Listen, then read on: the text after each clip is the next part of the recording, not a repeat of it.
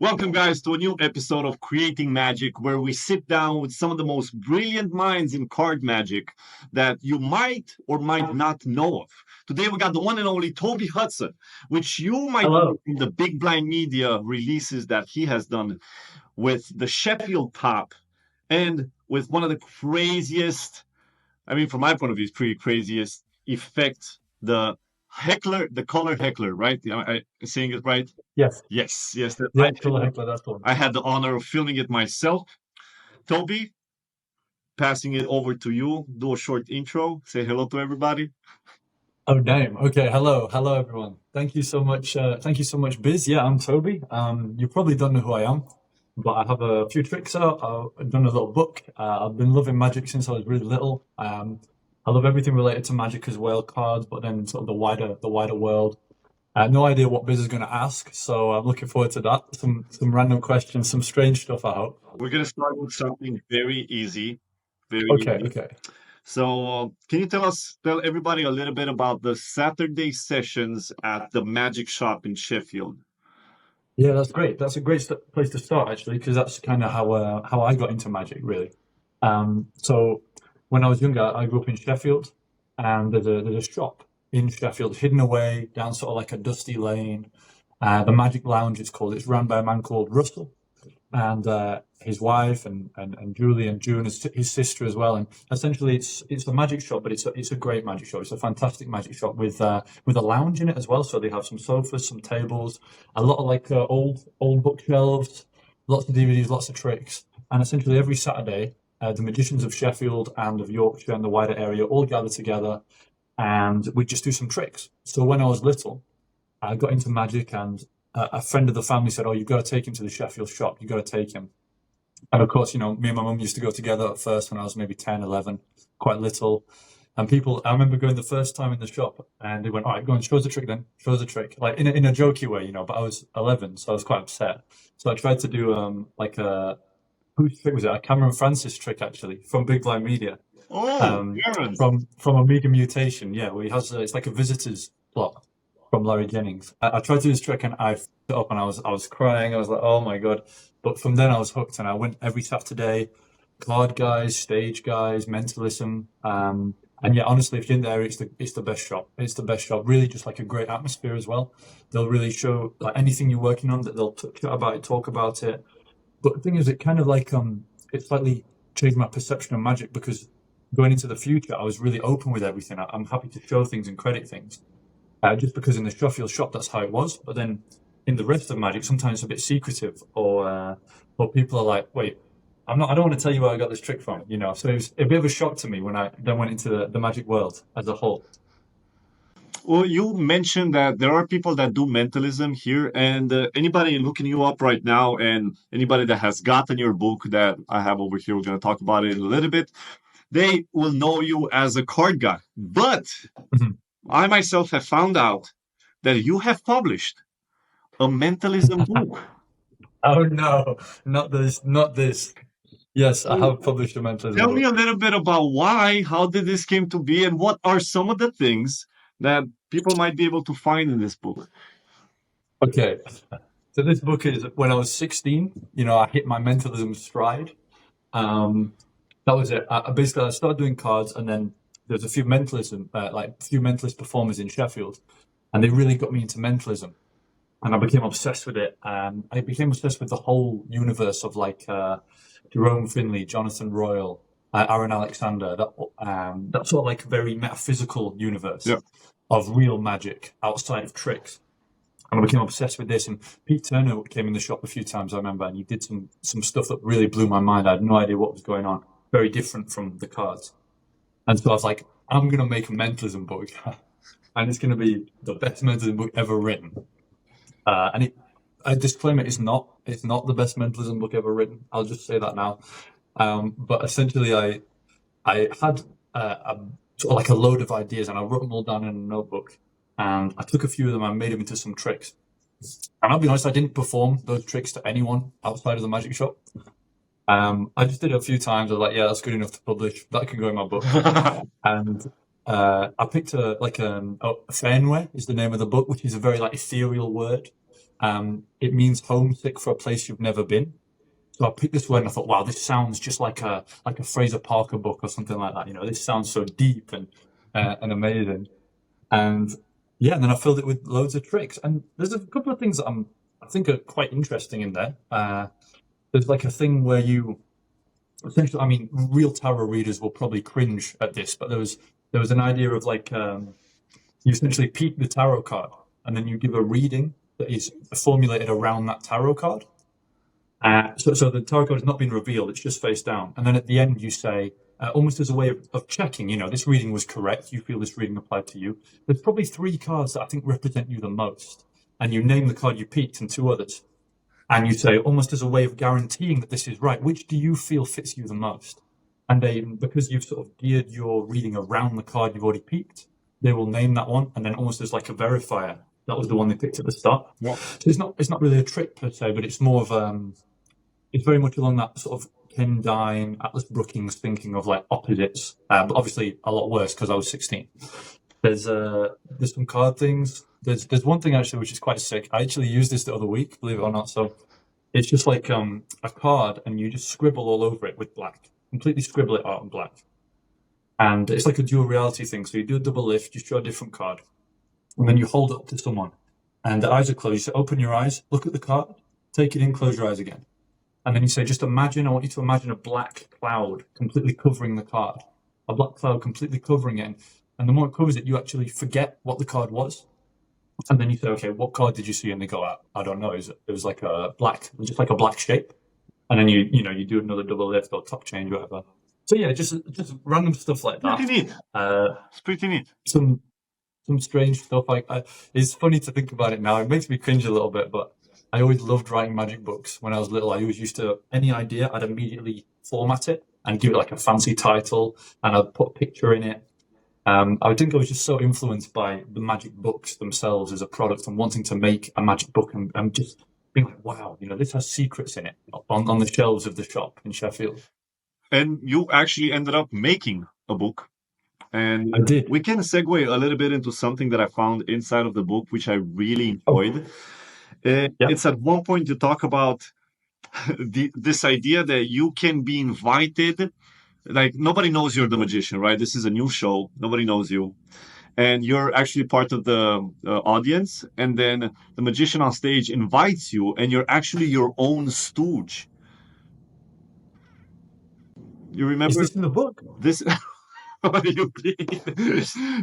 in the book. Yeah, you talked about, I think this is an insane idea. I just wanted to pass it to anybody who doesn't have the book yet. Just this idea of being able to go on stage, nobody knows you're the actual magician, and you are performing magic for yourself as an audience member. It's like such a dual reality thing happening right there. So my question for you would be, given this idea, how would you reveal, or would you actually reveal in the end, that you are the magician? Well, I mean, I want to start by saying I really can't remember that in the book, but I'm quite scatterbrained. I'm going to be honest with you right now. Okay? It's on page 16. So, you should go and read it. It's right there. I'm going to go. Wait a sec. Let me get a copy. Yes, I know what you're talking about. Yeah. Okay, so this came from my initial ideas. I wanted to do a show, essentially like a stage show, where maybe it was the poster was like a historical. So it would say the reenactment of Julius Caesar's murder. And the poster would be everyone in Julius Caesar clothes, like Roman clothes, old-fashioned clothes. And you go in the audience, you sit down, and nothing happens. No one comes on stage. Nothing happens at all. And after about 10 minutes, somebody stands up and is like, what is going on here? What is going on? And someone else behind is like, sit down. They'll come in a minute. And then someone else stands up and is like, God, I think I'm going to leave this. Like, what's going on? And what you start to realize is that's the play. So it's like a modern interpretation of that Julius Caesar story.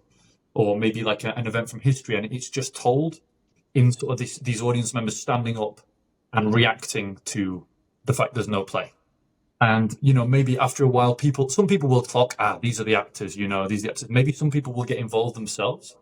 And I just like the idea of starting with almost nothing and building up the magic from seemingly like nothing at all. And I think this is kind of where the idea came from. Beautiful. Was having nothing on stage. I've always loved the idea of starting a show with me just sat in the front row. maybe 30, 40 seconds pass, and then you stand up and get going. But I think with this, you could almost take it further. I was chatting to my good friend Jack Pan, who you've had on this channel as well, a really, really clever guy, Yep. about the idea of you have a magic poster and it's someone else. Maybe it's like a Latina woman or something doing a magic show. And it's actually your show. And then after sort of 45 seconds to 3 minutes, everyone's like, where's she at? Where's this woman at? And you stand up and you're like, shit, maybe I'm actually a magician myself. I'll do a trick. Why don't I do a trick until she comes? And you sit down and you start doing something, and maybe she is revealed later on, or maybe you start to have this idea of throughout the show, suddenly your hair's gone longer. That's weird. And then suddenly 10 minutes later, you've got a dress on. And by the end of it, you're her. If that makes sense. But I think this is kind of where these ideas come from. And this is where I think my real passion for magic lies in a lot of ways. Is I love the cards. I love, a couple of years ago, I really realized that the stage, I think when I was in Glasgow, I was doing a lot of things that weren't magic, but more stage related and physical theatre. I love the freedom of it. The fact you can just do anything on that stage was really wow. It's funny. I say magic is like Doctor Who. You ever watched Doctor Who? Yep. So Doctor Who could be amazing. Okay. In theory, Doctor Who is the best TV show ever made because there's no limits. The Doctor can go forward in time, backwards in time. True. He can visit real people, dead people, fake universe. Anything can happen. But what does happen a lot of the time is kind of rubbish because it's too big. It's too big for us to know what to do with. And magic is the same. Magic is so big. It's like we can do anything with magic. But because it's so big, we're kind of like, oh God, what do we do? Who am I? And you either throw yourself into it and it rips you apart and you die, or you have to just sort of come back a bit and go back to the classics and do what everyone else knows. And with theatre, it felt like you could destroy that. People were not coming at it from a perspective of theatre has these conditions to it, Theatre has no conditions. And magic kind of has those conditions. And when I started hanging out with these people in Glasgow who did more theatre stuff, I was like, damn, this is sick. This is what I really want to do. And I think that kind of inspired some of the stuff in the book a little bit. I didn't want to go too crazy with it. Beautiful, man. I love just throwing you some questions and then you're taking them in so many different ways. The next question that I wanted to ask you is how you define magic, but I think I liked it much more how you presented it right now. You told me and told everybody just what you see magic is.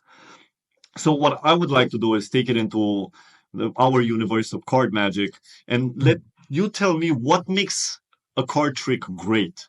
What makes it magic from your point of view? Yeah, now this is a big question. This is a really big question. And my view has definitely changed. So when I started doing tricks, I was really interested in things that were beautifully constructed. So a lot of things in maybe my first booklet as well, and some other stuff I wrote when I was younger, was very much like trying to come up with a perfect thinker card trick or trying to come up with a perfect cutting to the four aces. And to me, the beautiful magic was making it seem methodologically perfect, if that makes sense.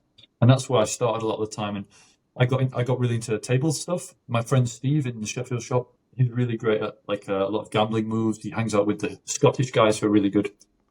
And then I saw some of that and I was like, wow, this is technically perfect. This is so magical to me.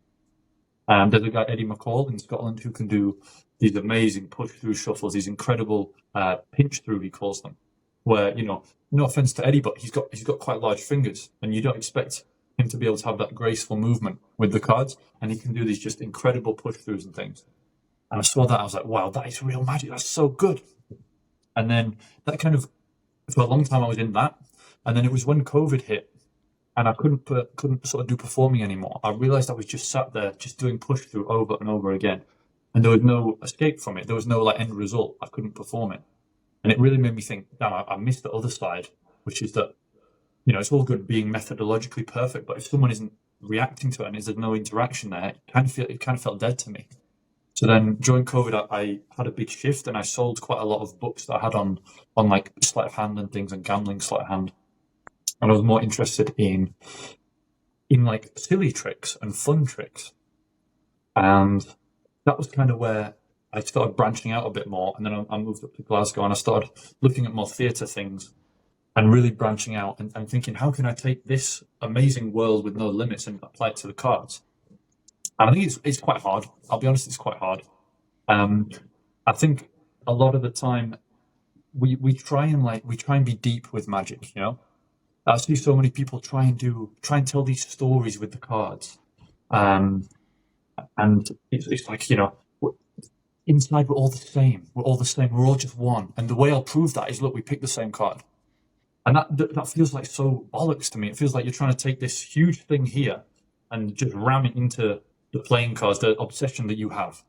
And there just doesn't seem to be any magic there. And it's difficult. I mean, I've tried to. I always have a running list of tricks I like to perform for magicians and laymen. I have a different list, and it's changed. And every so often, I look at the list and I'll go, I hate everything on here. Like, this is not magic. This is not magic. And I'm starting to find. I think I'm starting to find what is true magic with cards for me, and it's really simple. It's really fun things as well. Things that open up doors to more interesting conversations. I don't think the trick should try and crowbar the conversation in. I think it should just lead into it naturally. So there's one trick that I really love is the emotional reaction, divernon. So you know this trick where they come here, they put a card against their chest, and they cut. So this is a divernon trick, and it's a key card. It's a very great trick. But this idea of this image of them having the cards against their chest. Oh yeah. As sort of like, yes. It makes sense. And I thought, this is a really beautiful image here. And I was like, what could you do with this? And I started thinking about this idea of, you know, we think houses are haunted because something really bad has happened there. Someone's been murdered, someone's been killed. So the house becomes haunted. What if the opposite is true? You know, what if something is so happy and so nice that it becomes haunted in the same way? We don't call that haunted all of a sudden, you know. And so I had this idea of, you know, someone takes a card. I start with this presentation talking about ghosts. They look at a card and they hold it here. And have them think of a happy thought. And the idea they imbue this card with the happy thought. So they imagine it almost trickling down themselves into the card. And then, just so I don't know what it is, just cut it into the middle. That's great. I'll put them in the middle. And then I have them tell me this happy thought. And as they tell me, I'm going through the cards like this. And I find it. And the idea is that happy thought has led me to the selected card. That's kind of the idea of the trick. Now, beautiful. For me, I'm getting like a buffering error on my end. Can you still see me? Yep, I can still see you. Okay, I just keep going. So, yeah, so I found the card, and the trick itself is nice, but what I love is that it opens the door for someone to just have a lovely feeling. So, you know, I do this trick on someone, and it's like, wow, I found the card, but then they've told me this happy feeling, and this sounds almost like mentalism. I don't think it really is mental. I'm not presenting this as like a sort of like a telepathic link sort of trick. It feels very much like a presentation, but what it allows me to do is then say, all right, so this happy memory, where were you? You were abroad. Interesting. Oh, I've been abroad as well. I've been in a similar area. It's so nice. And suddenly we're having this chat that is like magic's gone, and they're having this nice memory, and we're discussing it, and we're discussing the world around this nice memory they've got. And it feels like, damn, this is kind of it. This is all I need, really. I didn't need to crowbar anything. I didn't need like a metaphysical idea. You just needed like one example. Almost brings the magic out. I mean, maybe this is, I don't know, hard to understand. I don't think it's hard to understand.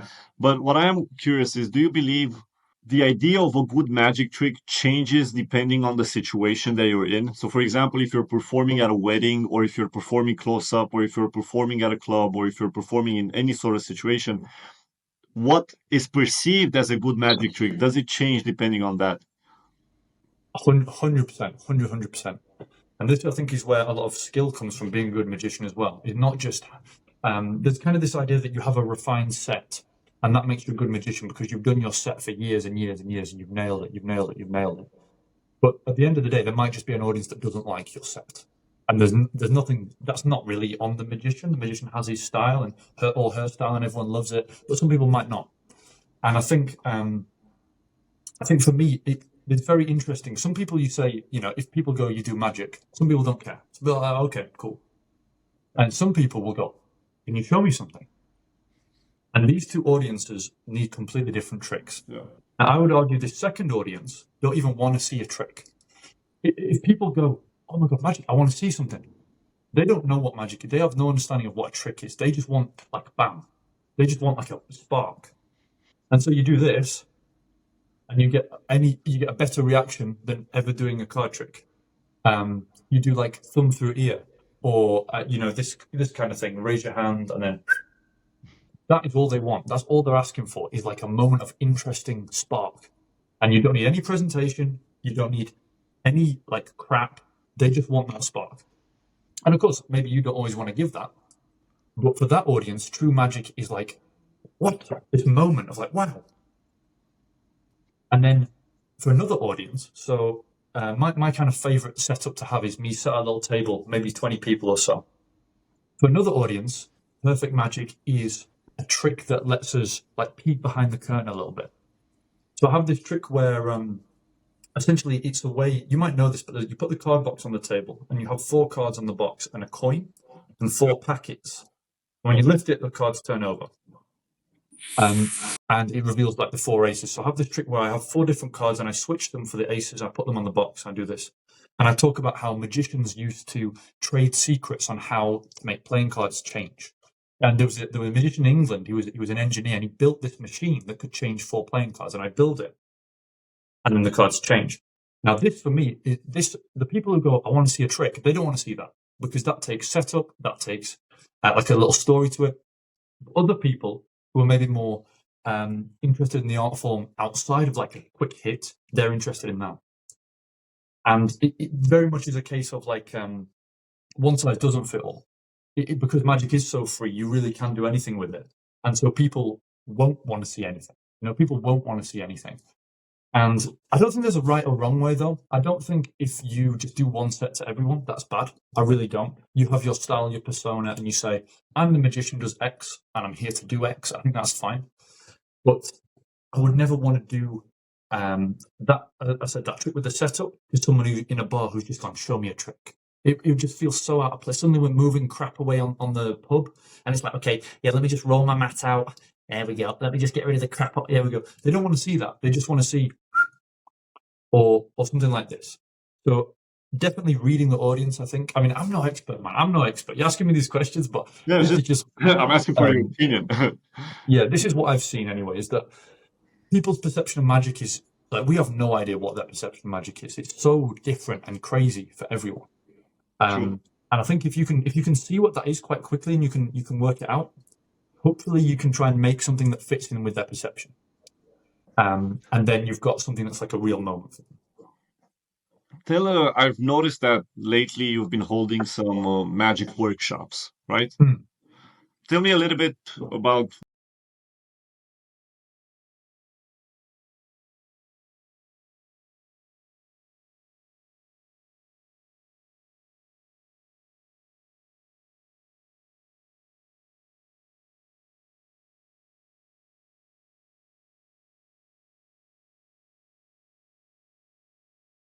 Yeah, I know how to do that. I know how to do that. Yeah, I know how to say that. And it all comes from this idea of knowing some secrets. And again, it came from trying to do something a bit theatre inspired, which was, here's a really simple trick. Let me show you the cross-cut force or French drop, which actually aren't as simple as I realized. This is a big learning curve for me, but I'll get to that in a minute. Here's this like simple tool, and I want you to build a story around it. So essentially, I'd give them little tricks, little ideas, and then say, how would you want to present this? What would fit your character? What fits the way you perform? Are you someone who performs at work just for your colleagues? Are you a teacher who has some school children and you want to do tricks for them at the end of class? And it was about discussing it and saying, okay, so this works for you because of how you are, and this works for you because of how you are. And taking the focus away from the trick, the secret, and putting it on how you take that and make it your own. So this was the basis of the workshops, and that's why I kind of wanted to do very much beginner focused. As soon as magicians come in and they know some things, it becomes a jam. It becomes, oh yeah, have you seen this? You've seen that? You've seen that? And it really sort of detaches from the fun physicality of magic and the movements and the interesting techniques. Are you sat at a table? Are you stood up? You can do different things with that. Are you a loud person? Are you a quiet person? Let's consider these things, as opposed to just huddling around and focusing on the technique and the trick. And I think I was quite successful with that. I hope I was quite successful. I really like the sound of it, honestly, focusing much more on the individual rather than the secrets themselves. Yeah. And I think as well, it was very much like I wanted them to consider magic as one of these tools that you could use alongside comedy or juggling or mime or like another theatre, as opposed to Anything else? something just isolated. It's like, let's take this little trick and not make that the focus, but let's incorporate that into a bigger picture. And so that was the focus. I mean, it did sort of become, I said, it was really hard to teach people like the French drop. My friend Andrew was there, Andrew Frost, and he was saying that he'd had similar experience. You teach people this move, and you kind of think, right, the coin's here, you grab it, and it's gone. Like people can follow this, and it's not because people are stupid at all. It's just that we underestimate how much we fiddle with things all the time, non-stop. We have this natural touch, just holding objects and knowing what to do with them. Even having people like grab the coin like this with thumb on top, fingers underneath in the kind of classic French drop grip. They're like doing this. I'm just like, what's going on? So it did sort of become, there was more of a focus on technique just because I had underestimated what people can and can't do. And then I think for the next workshop and the one I did, the second one, I really focused a lot more on things like the cross-cut force. Things like the trick where you look at the top two cards and you find like the suit and value, and you take that card out. So that is very much like a mechanical trick, not technical. And then that really allowed me to go with it. So yeah, it did become what I wanted it to, but it took a little bit of time, I think. I'd like to segue into something that is regarding what you were talking about. And you said something in the book which I really liked. You said the most important move is knowing when to put the cards away. Mm-hmm. Can you expand on this? Yeah, or to like not even take them out. And I think this was like, again, magicians, you kind of have your agenda is like, I'm going to perform this trick. That's your agenda. And even if people don't want to see it, it's like, my agenda is going to come in and I'm going to show people this trick. But you don't have to, you really don't have to show them this trick. And I think maybe, we can't help it. When we get in performance mode, it's quite easy to just start doing loads of tricks. I'm guilty of it as well. You get into the flow, and sometimes that's great. Sometimes, though, you've got to be like, let's get rid of these for now. Let's get rid of these. Let's take this one trick I've done, and let's just expand off that, because that was impressive enough. We don't need to keep hitting them with trick after trick after trick. And maybe this is quite obvious to some people, but for me, it was quite a big wake-up call. Not to say that I was always performing, but I almost felt a little bit like, people introduce you as the magician. There's almost this awe around you. Of like, when's he going to perform? When's he going to put something out for us? Is he doing something right now? Is he like setting something up? Oh, wait, I picked the 6 of clubs. Oh, that's why he was talking in that way at the start, because he was influenced. And again, it's this image of what magic is, almost surrounds you like a suit. And I want to break that. I don't want that at all. And I think put the cards away. That's kind of what I was saying, is don't try and let it define you. Let the cards go away. To sort of just be yourself. I feel like I'm just falling into cliches here, but no, tricks can be a crutch. Tricks can be a crutch for people. And they were, I guess, for me in some ways as well. I was very quiet and quite shy as a little boy. And so I'd do some tricks and everyone like, wow. Obviously not at school. At school, it was worse. Like, it's funny. Everyone says, like, I got bullied on the playground, so I did magic tricks. Mate, what is going to get you bullied more? Doing more tricks. It's crazy. I'm like, where do we get this perception from? Learn football, man. Take up rugby. Then you'll stop getting bullied. We actually we had Giacomo Bigliardi before, and he said the best moment to stop performing card tricks or any sort of magic tricks is when the audience wants to see one more. And I really felt like his idea and what you said really complement each other. The best trick is knowing to put the cards away. Yeah. Now, regarding, we've been talking about the book more and more, and I'm very curious. How many items are in the book? There's around 30, maybe, items? Yeah, there's about 15 routines and then 15 short tricks at the end. I am curious, how did you decide what goes in the book and what did you trim out? What was the process of deciding this? It's a good question, this, because I think when I was originally writing this, I've always kept notebooks for a long time with tricks in. And Some of them I'm really happy with, others were just little sparks of ideas. And I think maybe the second half of the book, which is just quick ideas, people might trim those from the book, from a book they were writing. People like to present a book of 15 or maybe like 8 beautiful routines that I've done for 15 years, perfectly crafted and sculpted. But then at the same time, we also get told, don't copy magicians, do your own style, do your own thing. But yeah, this book's like crafted with routines. What am I meant to do? And so I wanted to almost bridge that gap a little bit and say, look, here's some tricks I have no presentations for. I think they're fun. I think they're cool. They're things I'd probably do at a jam with other magicians, and put those in as well. Just to give people the chance to take one of these and maybe bring their own idea to it. Or not even that, but say it's okay for a trick to be a little nugget and to not be like a perfectly structured routine. Again, it's this kind of view of like magicians have their act, their perfect 7 tricks that they're known for. Yeah. And maybe it comes from like the Devant story of, I know 8 tricks better than the kid who knows 1,000. But I think there is definitely merit in being almost like a bit of a trickster, jack of all trades who like does a little thing here, a little strange thing there, a little pen. Where did that go? These things are not built routines. These things are not established tricks that the magician does, but they almost fit into the personality of who you are. Yeah. And part of my personality is I like doing quick, silly things. And I thought, that's got to go in the book. That's got to go in the book. I've really sacrificed, I think, with the book, any sort of narrative or any sort of overarching theme. The book is called Modular Card Magic because the idea is everything is modular and small and belongs in its own little category. There's gambling demonstrations. There's like some classical tricks in there as well, like not oil and water, out of this world, sorry.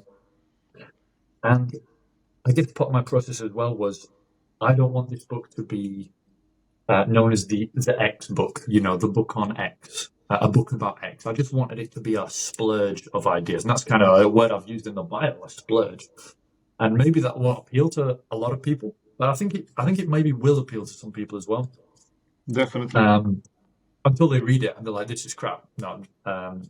But that's kind of what I was going for. Yeah, I don't know if I'd do it again, but I'm happy with the result. I'm happy with what's in it. I'm happy you did it, man. I think it's a wonderful book. And they did an awesome job with the design as well. Beautiful. Really compliment. Yeah, shout out to 3 monkeys. Yes. 3 monkeys. 3 monkeys. There is a picture Thomas, here of you, which I really like. And it's used multiple times. I think even 3 monkeys liked it so much that they wanted to overuse it. Let me just find it here real fast. This one. Oh, this picture of me. See, thing is, I really wanted the book to be like me everywhere. Like Aphex Twin, when he's on the front of the album cover. I kind of wanted like my face like screaming like this sort of thing on some pages. But I think you've got to rein it in at some point. Maybe my next book, I really want to do a book that's called like 101 Classic Card Tricks. And me on the front in like coat and tails, big top hat, like doing the double fans like this. Yeah. It's iconic sounds. It's like a bunny. I like that. Go back to the classics. The bottom, right? Yeah, exactly. But then the book, when you read it, it's just like bollocks. It's just like random strange tricks. But yeah, I don't know. Maybe that's a project for later on. I like that.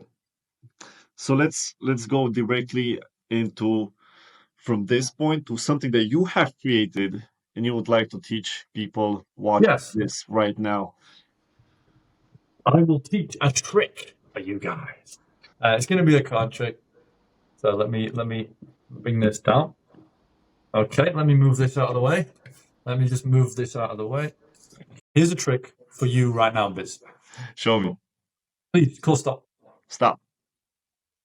Okay, 1, 2, 3, 4, 5. Cool. So I'll pull them off like this. And you're just going to think of one as I go through. Okay? Okay. So you have one in your mind? I do.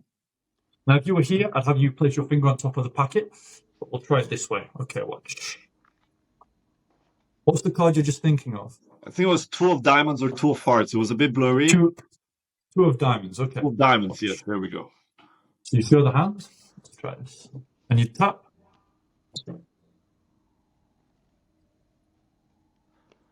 And then they can lift their finger and it's gone. And there's the 2 of diamonds. Okay, so let me show you how to do this. So this is This is really fun. I like this trick a lot. And it starts with a card reversed on the bottom of the pack. Okay. Okay. Now, the way I get into this, I'll show you this as well, actually, is as I'm cutting like this, I reverse it like that. And the card's now here. Oh, wow. Okay. So this is a really fun move to do. And if someone's looking at you, this is perfect. All you're doing is you're pulling and cutting on top. I like that. And the card ends up reversed on bottom. So that's how I usually get into it. I'd cut and I'd just set it up like this. Okay. So I've got a break above the card and someone calls stop and we cut. And you want this packet to go over to the side because later on you're going to reach down here and slap them on with the card palmed. So you don't want the packet in the middle, otherwise there's a higher chance they'll see that palm card. It needs to be a little bit off to the side. So on the bottom here is the reverse card. 1, 2, 3, 4, 5, and you turn these over. Now the idea is you're going to ask someone to think of one of these cards, but you only want to ask them once you've pulled off the second card, because you're trying to force either the third or the fourth card. Right? Now I say force, but this will just happen automatically. So with my break here, I transfer the break to the thumb, and I go 1.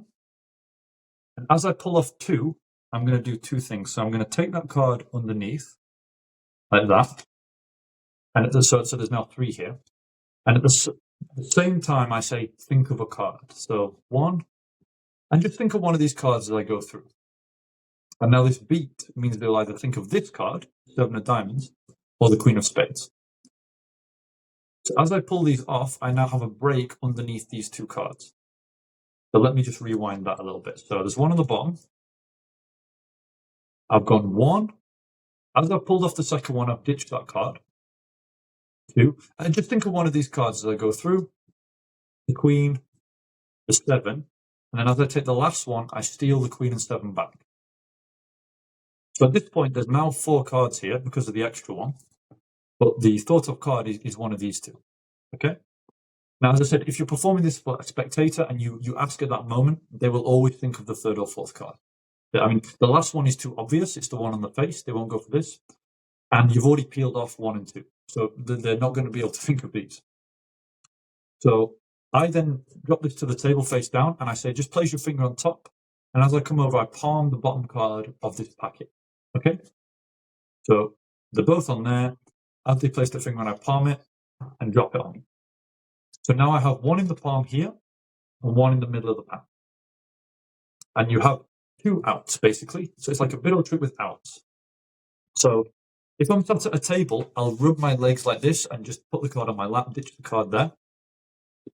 If I'm stood up, I will sort of like rub my pocket and just ditch the card in my pocket. So I've got my 2 outs straight away. It's either in the pack or through the table or in my pocket, if that makes sense. So you can remember the 2 cards as you're peeling them off, but because you're at a table, you can just have a look at what this is. So this is the Queen of Spades. And I rub like this, and I come up. And they've got a finger on at this point, and I say, what's the card you're just thinking of? Again, no presentation, no anything really. If they say 7 of diamonds, I do this, and it's gone. And then I spread, and it's in the middle. If they say Queen of Spades, I'll either do a card to pocket if I'm stood up, or the way I do it here is I kind of show, and I'll either do the sort of, well, I won't tip that method, but the way you could just do it is put your hand on the palm card, come underneath and straight under. Flip the hand, and as you do, I like to make this noise. I like to just get a noise under the table, as though something's really gone through. And then they can lift their finger, and it's gone, and it's the Queen of Spades. Now, what's really fooling about this is the face card doesn't change. So what gets magicians is you peel off the 5 cards, and they see the 8 of hearts on the face. And then when they lift the packet, the 8 of hearts is still there. So it nullifies the idea that you've switched the whole packet. And they'll be like, "Whoa, what's going on? What's going on?" Especially if they don't know there's 2 outs, it's quite a fooling trick. And also, I'd say you could have multiple people think of cards, which is nice. So you can have 2 people think of cards, and you've got loads of different endings then. So either they think of, let's say they both think of the same card. You've got a trick there, and then it's revealed. They both think of the 2 cards you've stolen. You've got 2 amazing reveals. You go. So the way I do it is the first one goes to the middle, and I show 4, and I show these face down. As I come out, I ditch one of them, so there's now 3. Yeah. I have the other spectator put their finger on top, and the other one goes through the table, and now there's 3 cards. Or if one of the spectators thought of one of the card and the other one hasn't, you can do like a magician's choice. So the Queen of Spades or the 2 of Hearts. Which one do you get a feeling on? The Queen of Spades? Okay. So it's really great if there's a group of people as well. I find it's really fun. Like someone at the back, I remember doing this trick once, and I revealed the card, and someone at the back goes, "Yeah, but I thought of the 4 of clubs, and that was the other one I'd stolen." And then you've just got like a second reveal. So there's a lot of freedom with the trick. I think it's nice. It can work in a lot of different scenarios. It's also nice to have it in the back pocket. It's a little bit of a magician fooler sometimes. It can be like, wait a minute, he didn't switch out the whole packet there. What's going on? But yeah, I hope that makes sense. You should call it the Biddle Hudson. The Budson. The Budson. The Bitson. The Budson. So at the end of every interview, I pass it over to the person that I'm interviewing, just to see. Nothing to see. I just want you to say anything that you wish. You can talk about the book. You can talk about yourself. You can talk about anything you want regarding magic. You have your moment right now. Hit it. You can do anything. Oh man, this has been fun. Now, I mean, I guess I'll say, I just love magic. I just love magic. I love exploring magic and doing different things with it. And I kind of just love being alive as well. You know, I think sometimes it's like kind of hard to notice, but just like fuck it, we're alive, man. I'm just in a good mood today. The weather was gorgeous. So I'm a journalist, and sometimes I work in an office, and it's like a new office. It's a bit stuffy. You know, you have to have the days in the office. Yep.